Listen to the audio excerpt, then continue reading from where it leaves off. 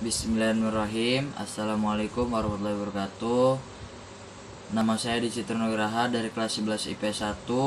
Saya ingin mempresentasikan materi saya yang berjudul latar belakang dan penerapan dampak kebijakan pintu terbuka tahun 1870 sampai dengan 1900.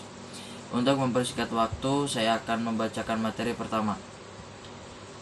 Latar belakang diterapkannya sistem ekonomi terbuka di Indonesia pada tahun 1870. 1. Pelaksana sistem tanam paksa telah menimbulkan penderitaan rakyat pribumi, tetapi memberikan keuntungan besar bagi pemerintah Hindia Belanda. 2. Berkembangnya paham liberalisme sebagai akibat dari revolusi Perancis dan revolusi industri, sehingga sistem tanam paksa tidak sesuai lagi untuk diteruskan. 3.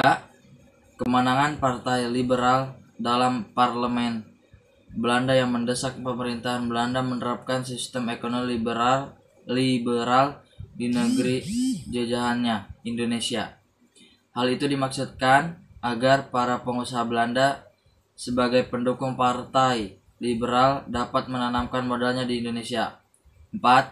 Adanya Traktat Sumatera pada tahun 1871 yang memberikan kebebasan bagi Belanda untuk melewaskan wilayahnya ke Aceh. Sebagai imbalannya, Inggris meminta Belanda menerapkan sistem ekonomi liberal di Indonesia agar pengusaha Inggris dapat menanamkan modalnya di Indonesia. Eksploitasi agraria. Karena bergantung pada modal individu atau swasta dalam menggerakkan perekonomian, sistem ini disebut juga dengan kapitalisme. 2. Penggunaan lahan-lahan baik yang produktif maupun lahan-lahan kosong yang masih berupa hutan untuk dijadikan perkebunan serta areal pertambangan. Pengaruh revolusi industri. Banyak dampak positif yang didapat oleh Belanda. Belanda menyambut baik hasil inovasi teknologi Inggris, termasuk mesin-mesin baru dan canggih seperti mesin tekstil, pertanian, mesin giling, mesin uap, dan lain-lain. Reaksi terhadap kebijakan pintu terbuka.